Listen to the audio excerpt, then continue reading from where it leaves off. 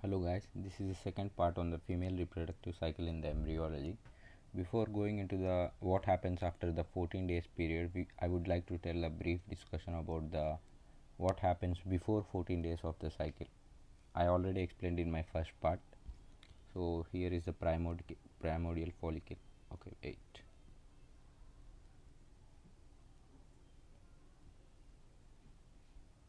Okay, here is the primordial follicle which eventually gets converted into primary follicle without any stimulation. Then primary follicle will get converted into secondary follicle in the presence of follicle stimulating hormone, which is secreted by the pituitary, mainly posterior pituitary. Secondary follicle will eventually get converted into Graafian follicle. Here you have to note that the Graafian follicles have mainly two cells, the outer theca cells and the inner granulosa cells. What is the importance of this?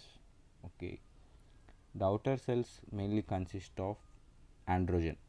As you can see here, the theca cells produces androgen, which is a male hormone. In the presence of aromatase, it will get converted into estrogen inside the granulosa cells. Okay, so this is the outer theca cells, this is the inner granulosa cells, and here is the enzyme which is aromatase. Okay, you have to remember these things. What is the functions of estrogen? The one thing the estrogen does is here it does the endometrial proliferation. As you can see, estrogen comes and here there is endometrial proliferation, so the baby will fit there. And there is negative feedback on gonadotropin releasing hormone. What does this mean? It means that increased estrogen will eventually go to the hypothalamus and tell that to decrease gonadotropin releasing hormone, so that there is decreased conversion of primary follicle into secondary follicle, and it makes mucus plug thin. What does this mean? So as you can see, this is the mucus plug here. So increased estrogen causes mucus plug thin. It means when the sperm comes here, it will be easy for the sperm to enter if this mucus plug is thin. Okay, that this is the thing that happens before 14 days. On 14 days, what happens? As you can see here, this is the starting. The green curve here indicates there is increase in follicle stimulating hormone, and at 14th day there is luteinizing hormone surge. What does this mean? This means that the luteinizing hormone is increasing here. The mechanism here is not yet known, but compared to FSH, the LH on the 14th day is very high. And what does the LH do to the cells? We will see in a moment. Okay, this is on 14th day. You can see on 14th day there is LH surge. It means there is luteinizing hormone, increase in luteinizing hormone. And what does the luteinizing hormone cause? So here is a Graafian follicle. This is a Graafian follicle. You already know the secondary follicle will convert into Graafian follicle, and Graafian follicle, that will the luteinizing hormone increase the blood supply to the Graafian follicle. Okay, so these are the blood vessels. So there is increased blood to the Graafian follicle. You know the basic principle is that if you take a balloon and fill it with a lot of water, it will burst, right? So we are doing the same here. We are increasing it with a lot of blood, and this will eventually lead to the bursting of the Graafian follicle. And not only that, the luteinizing hormone causes the theca cells to release an enzyme called collagenase. Here you can see it is a collagenase enzyme. This will eat up all the layer here and leads to the release of ova to the outside.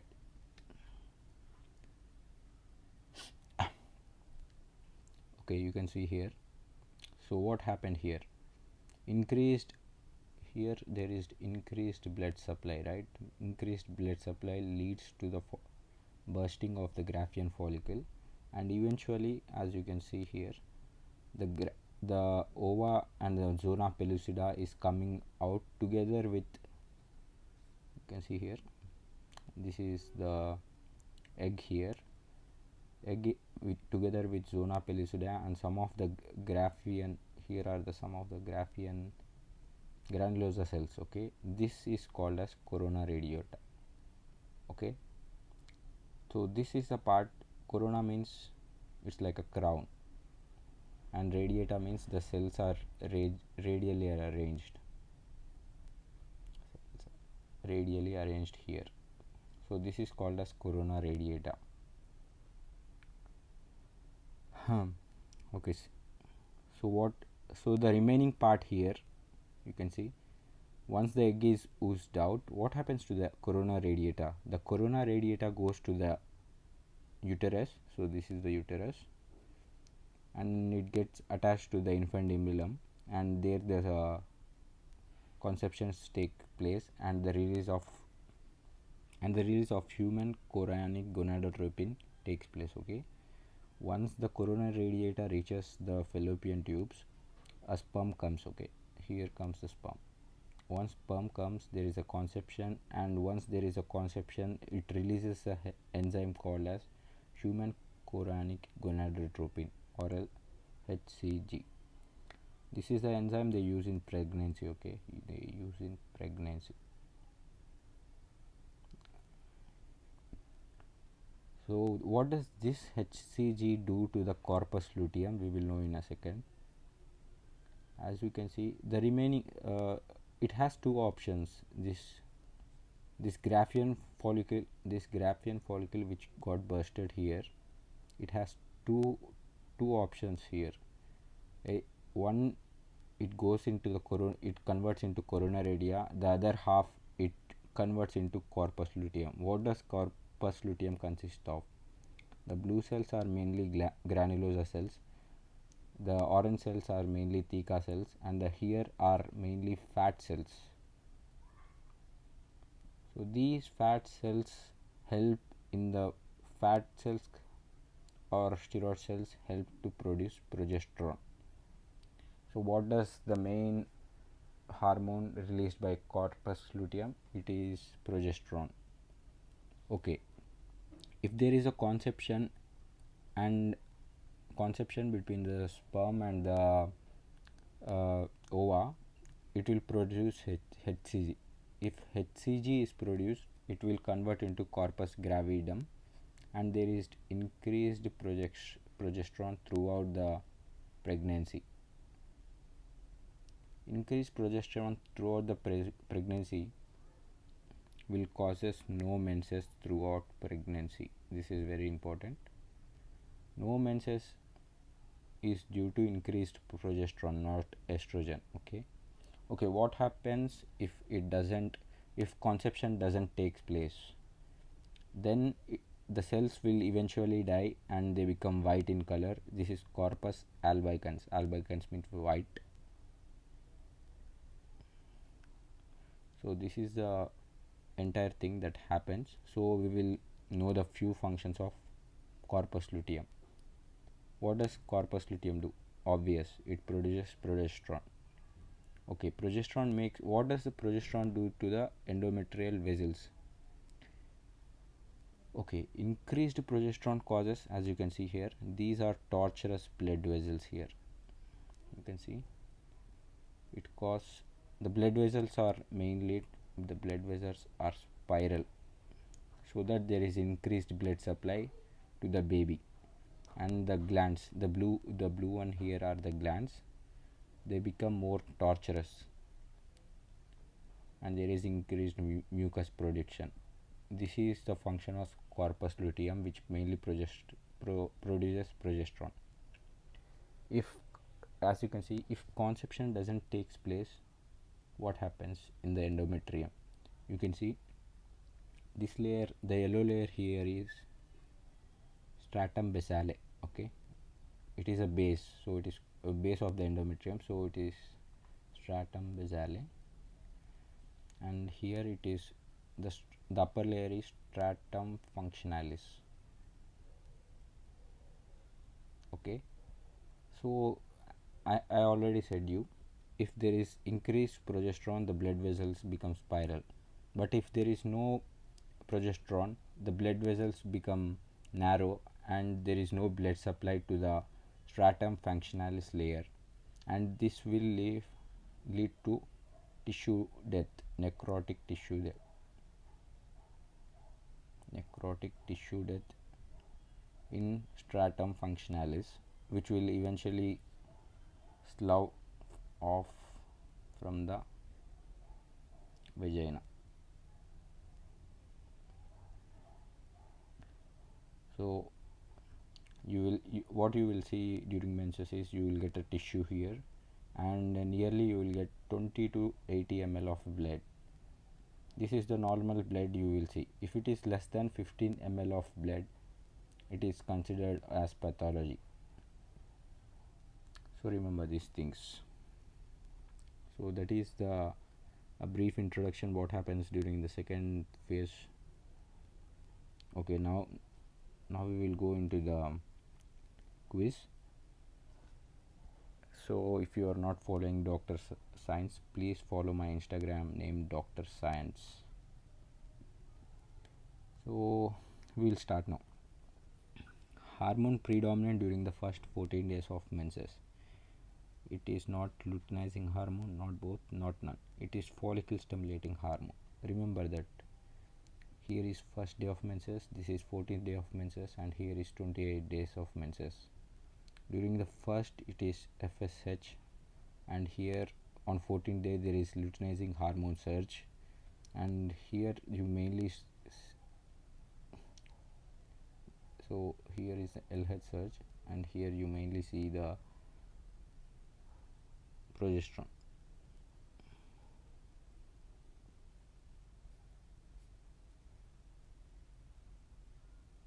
Okay, hormone predominant during the 14th day of menses. I asked 14th day, not after the 14th day.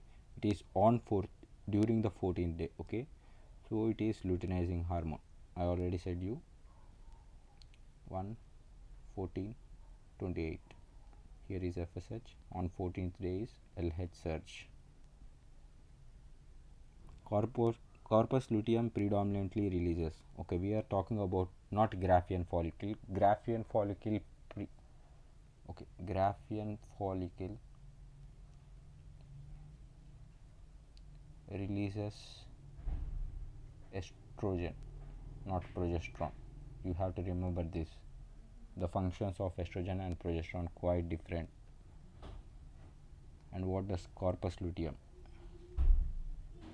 Corpus luteum mainly produces progesterone, and so you have to remember this. Corpus luteum releases progesterone. What does the functions of progesterone do? It causes endometrial blood vessels to go spiral, and it causes the glands to go tortuous. Okay, next we will go. So what is the answer here? It is progesterone. And what is okay? Androgens are converted into estrogen by, it is not dopa decarboxylase. It is seen in neurons, not estrogenase, not androgenase.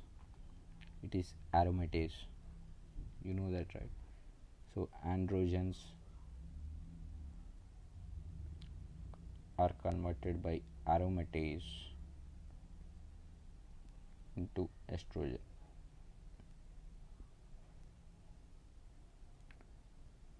What is the lifespan of corpus luteum? The lifespan of corpus luteum is not 100 days, it's not 35 days, it's not 15 days, it is 12 days. Corpus luteum is 12 days.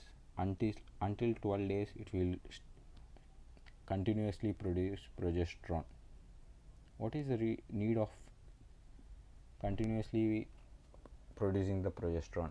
So that the endometrial is prepared for the baby to get formed. That is the reason they continuously produce progesterone for 12 days. If human chorionic gonadotropin doesn't release, I mean the conception doesn't occur, then there is decreased, there is no HCG, and this will eventually lead to the death of corpus luteum.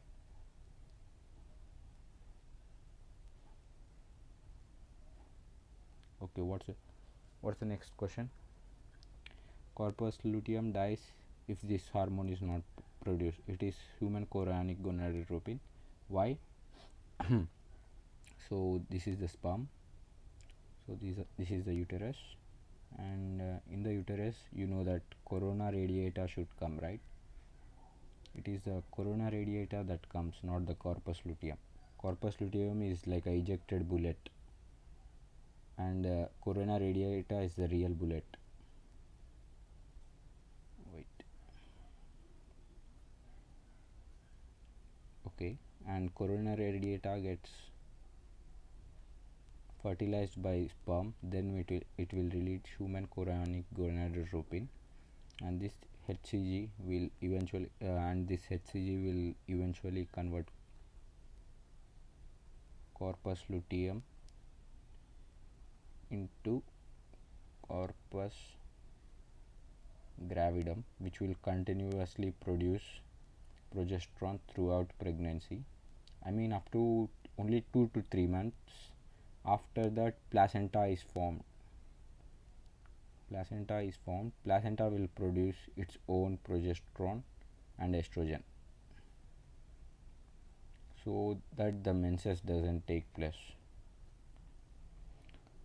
Hormone used to test the presence of pregnancy. It is human chorionic gonadotropin. Diet of corpus luteum is called as corpus albicans. You know that, right? So this is corpus luteum, and eventually if HCG is not produced, they get dyed and they become white in color, which is called as corpus albicans. Pathological menses is considered when blood level is less than 15 ml. 20 to 80 ml is considered normal, and if it is less than 15 ml, it is considered pathological. Okay, a case comes in, a G1 P1 patient, it means gravida 1 para 1 patient comes in, and she wants to become a pregnant. What is the best time of ovulation to take place if her regular menses occur at 14 days? Okay, I would like to tell a brief thing to you.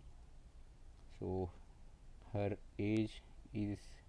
regular menses is 34 days. So here is 1 and this is 34. What actually, this phase is not constant, it keeps on changing in woman to woman. Some may have like 18 days, some people may have 20 days, so we will never consider this one. So this phase is always constant. Okay, so this phase is always 14 days. So the luteal phase is always 14 days. This is the luteal phase. So what we will do, we will minus 34 minus 14 days, which is 20 days at which the ovulation occurs. So this is the best time where she can have pregnancy with his husband, at 20 days before her menses.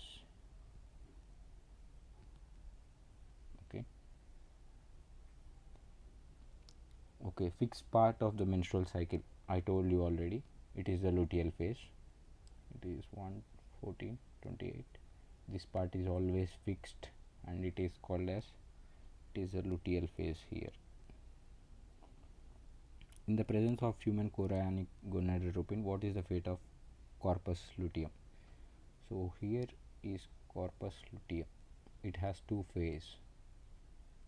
If there is conception and the sperm reaches the ova, there is human chorionic gonadotropin, and eventually it will convert into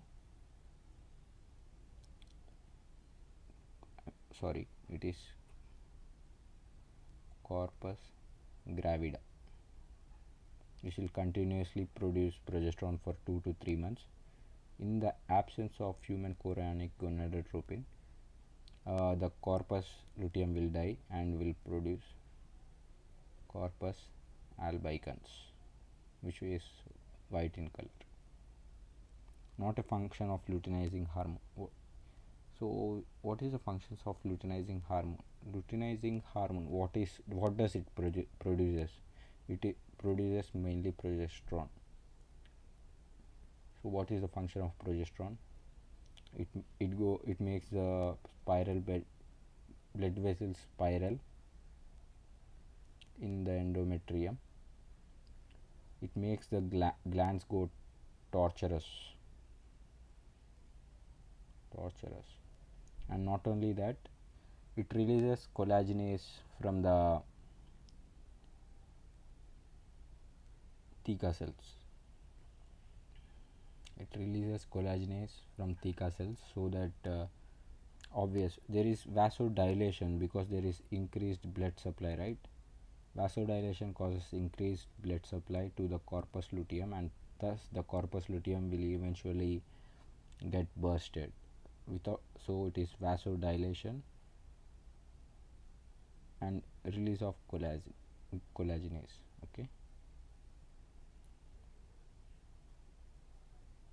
Okay, that's all for today. Please subscribe to my channel and do follow Dr. Science on Instagram. Thank you.